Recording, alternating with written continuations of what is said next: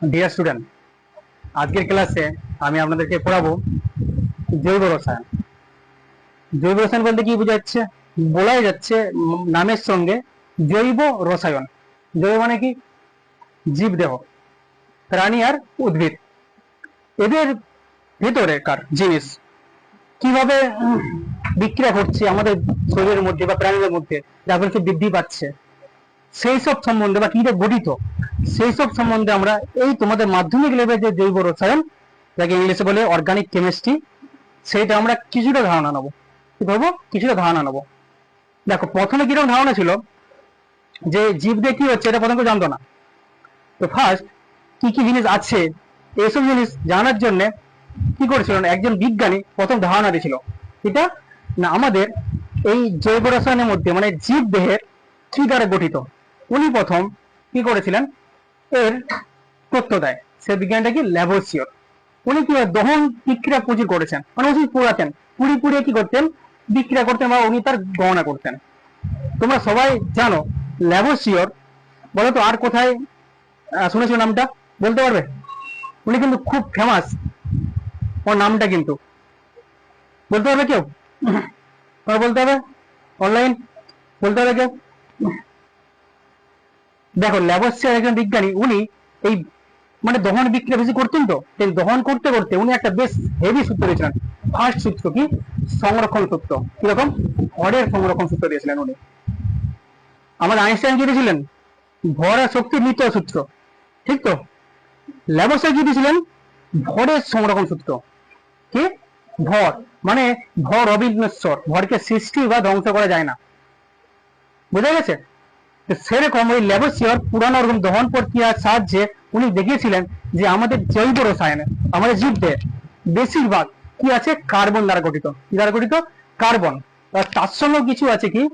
Hydrogen, nitrogen, oxygen, এগুলো যুক্ত আছে। কিন্তু বেশিরভাগ কি আছে আমাদের? বলো, কি আছে বেশিরভাগ শরীরে?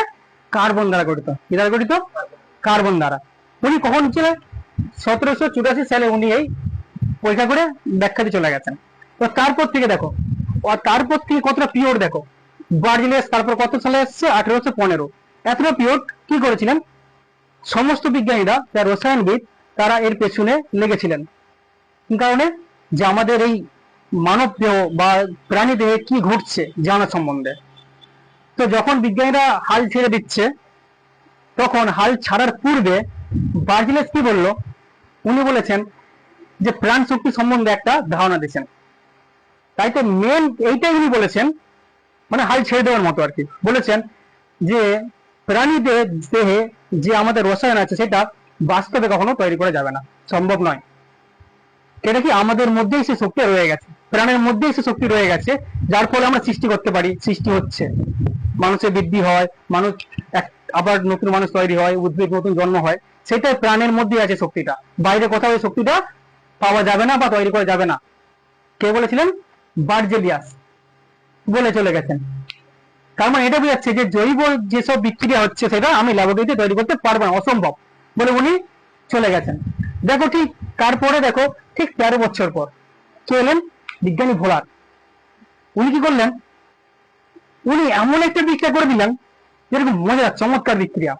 মানে উনি ফার্স্ট কি করলেন যে দেখালেন যে ল্যাবরেটরিতে সম্ভব জৈব রসায়ন তৈরি করা, মানে জৈব পদার্থ ল্যাবরেটরিতে সম্ভব। কি? ইউরিয়া তৈরি করে দেখে দিলেন। তোমরা ইউরিয়া আগের চ্যাপ্টারেই পড়েছো, ইউরিয়া তৈরি প্রস্তুতি পড়েছো তো। কিন্তু সেখানে ভোলারের নাম ছিল, বলেছিলাম যে কি ভোলারই একজন প্রথম যিনি ল্যাবরেটরিতে ইউরিয়া প্রস্তুত করে দেখিয়ে দিয়েছিলেন। কিন্তু তার আগে কখন ইউরিয়া ল্যাবরেটরিতে প্রস্তুত হয়নি। কোথায় হয়? আমাদের প্রাকৃতিতে হতো। কি? আমাদের বিভিন্ন রকম জিনিস পচে গিয়ে ইউরিয়া তৈরি হতো, সরকারি জিনিস পচে কি হতো? ইউরিয়া তৈরি হতো। প্রথম ভোলারই উনি প্রথম কি করেছিলেন? এই অ্যামোনিয়া তৈরি করে দেখেছিলেন, এই সরি আমার হচ্ছে ইউরিয়া তৈরি করে দেখিয়েছিলেন। কিভাবে দেখুন, উনি প্রথম কি লিখলেন? এটা কি বলা হয়? এটা বলা হয় অ্যামোনিয়াম সালফেট। এটা পটাশিয়াম নাইট্রেট লিখছেন, পটাশিয়াম সায়ানাইড নিয়েছিলেন। নিয়ে কি করছেন? বিক্রিয়া করেছেন। করে ফেলে কি হয়েছে দেখো, এটা অ্যামোনিয়াম সায়ানাইড তৈরি হয়েছে। কি হয়েছে? Ammonium cyanide. পরবর্তীকালে অ্যামোনিয়াম সায়ানাইড ভেঙে কি হয়েছে? ইউরিয়া। কি হয়েছে? ইউরিয়া। তোমরা জানো ইউরিয়া সংকেত, জানো তো? তাকে কিভাবে লেখা ছিল তোমাদের বইয়ে? কি লেখা থাকে বলো, একই লেখা থাকে NH2 CO NH2, এরকম লেখা থাকে তো। সেটাকে আমি কি লিখেছিলাম, এভাবে লিখেছিলাম, সেটা হচ্ছে উনি ইউরিয়া তৈরি করে দিলেন। তারপর থেকে প্রায় 95%, কি বললাম, তারপর থেকে শোনো, তারপর থেকে প্রায় 95% জৈব রসায়ন আমরা ল্যাবরেটরিতে তৈরি করতে পারি, বুঝতে পারি, ল্যাবরেটরিতে। তারপরে বিভিন্ন রকম বিজ্ঞানী এসেছেন, উনি জৈবিক অ্যাসিড তৈরি করে দেখিয়েছেন, অ্যাসিডিক অ্যাসিড, কার্বনিক অ্যাসিড, বিভিন্ন রকম অ্যাসিড তৈরি করে দেখিয়েছেন। কোথায়, আমাদের হচ্ছে রসায়নগারে, ফিডাল ক্যাব আছে, অনেক রকম বিজ্ঞানী আছে। তো এটা হচ্ছে কি ইন্ট্রোডাকশন পার্ট, বুঝে গেছে, ইন্ট্রোডাকশন পার্ট। এটা আমি কি বলছিলাম, যে প্রথমে জীবদেহ যে কি দ্বারা গঠিত কে বলেছিলেন, ল্যাভোসিওর বলেছিলেন। তো কি বেশিরভাগ আছে আমাদের শরীরের মধ্যে বলো, কি দ্বারা গঠিত, কার্বন। কি আছে বেশিরভাগ, কার্বন। তাইলে আমি কার্বন থাকলেই কি সেটা জৈব যৌগ হয়ে যাবে, সব কার্বন কি জৈব যৌগ হবে? এখানে সব কার্বন জৈব যৌগ হবে না, কিছু কিছু কার্বন কিছুটা বাদ দিতে হবে। যেমন কার্বনের অক্সাইড বা কার্বনেট বা কার্বন সালফাইড, এগুলো কি করতে আমাকে বাদ দিয়ে, মানে CO2 ক্যালসিয়াম কার্বনেট, যেমন CaCO3, এটা কার্বন যৌগ, ঠিক আছে। এইসব প্রাকৃতিক যৌগ বা সালফাইড মূলক যৌগ, কার্বনের সঙ্গে সালফার মূলক যৌগ, এগুলো বাদ দিয়ে বাদ বাকি যে থাকে কিরকম, হাইড্রোজেনের সঙ্গে কার্বনের বন্ধন, তারপরে কি হবে তোমার হাইড্রোজেনের সঙ্গে নাইট্রোজেনের থাকবে, এরকম ধরনের যৌগ কি বলবো আমরা, জৈব যৌগ বলবো। কি বলবো, জৈব যৌগ। এইবার জৈব যৌগের একটা বৈশিষ্ট্য আছে বিশাল, কি সমবয়বতা যৌগ। সমবয়বতা একটা ধর্ম থাকে, কি জৈব যৌগের একটা বেশ ইম্পর্টেন্ট ধর্ম, সেটা হচ্ছে সমবয়বতা। কার দেখা যায়, একমাত্র জৈব যৌগে দেখা যায় সব থেকে বেশি সমবয়বতা ধর্মটা। কি আর একটা আছে ক্যাটিনেশন ধর্ম, কি আছে কার্বনের ক্যাটিনেশন ধর্ম। ক্যাটিনেশন ধর্ম বলতে কি বোঝায়, একটা কার্বন পরমাণু আরেকটা কার্বন পরমাণু যুক্ত হতে পারবে, এরকম যুক্ত হয়ে একটা শৃঙ্খলা চেনের মতো অবস্থান করতে পারে। কি করে, চেনের মতো, একটা সঙ্গে আরেকটা, একটা সঙ্গে একটা, অনেক যুক্ত হতে পারে।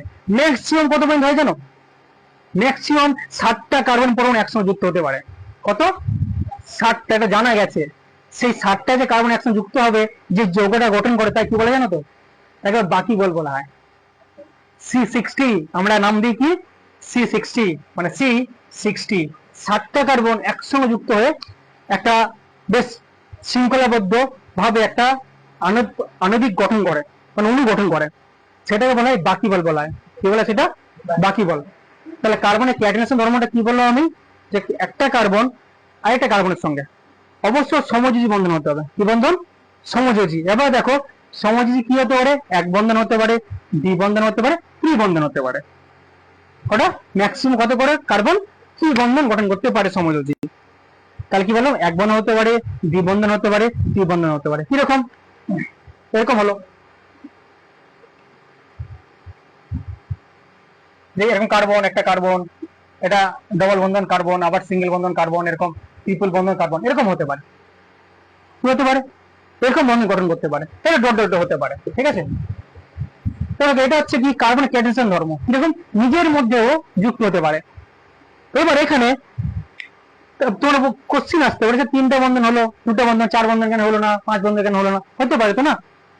এটা কোশ্চিনটা হচ্ছে কেন হয় না, দেখো কার্বনের 4টা যোজ্যতা হয়, কত, 4টা যোজ্যতা, আর একটা কার্বন আরেকটা কার্বনের সঙ্গে ম্যাক্সিমাম 3টা বন্ধন গঠন করতে পারে। কটা বন্ধন, 3টা বন্ধন গঠন করতে পারে। কি হয়, 3টে। তাহলে কার্বনে কটা যোগ্যতা বললাম, 4। কত, 4। ওইটা থেকে পরে সরানি মিডলে থাকে, কি থাকে, মিডলে থাকে, কারণ আছে প্রথমে কার্বন, তার নিচে সিলিকন, দেখবে। দেখো 4টা যোগ্যতা, মানে এর 4টা হাত। কটা হাত, 4টা হাত। বলো এখানে কটা হাত হয়ে গেছে, এখানে একটা হাত হয়ে গেছে, দুটো হাত, 3টা হয়ে গেছে, আরেকটা হাত বাকি রাখতে পারে।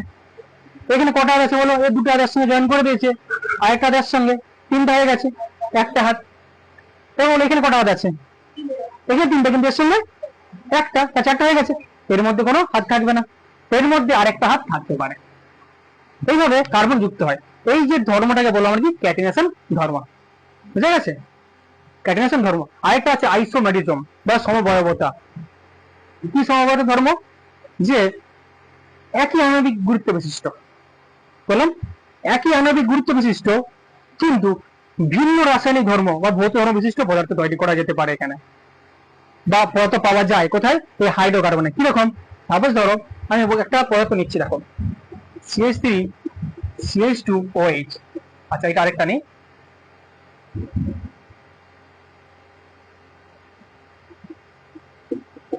ঠিক আছে, দেখো এটা একটা দিলাম। এবার দেখো আরেকটা নিচ্ছি CH3 CH OH CH3,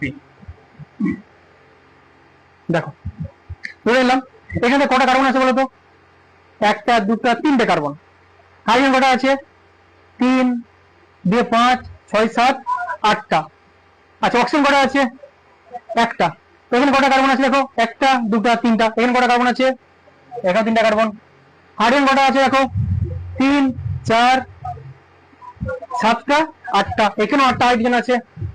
oxygen কটা আছে, একটা। কিন্তু দুটা স্ট্রাকচার কি একই হলো, দেখো এখানে কার্বন কটা পেয়েছি, সি কটা পেয়েছি বলো, 3টা। আচ্ছা এখানে কটা পেয়েছি, হাইড্রোজেন 8টা। অক্সিজেন কটা পেয়েছি, একটা।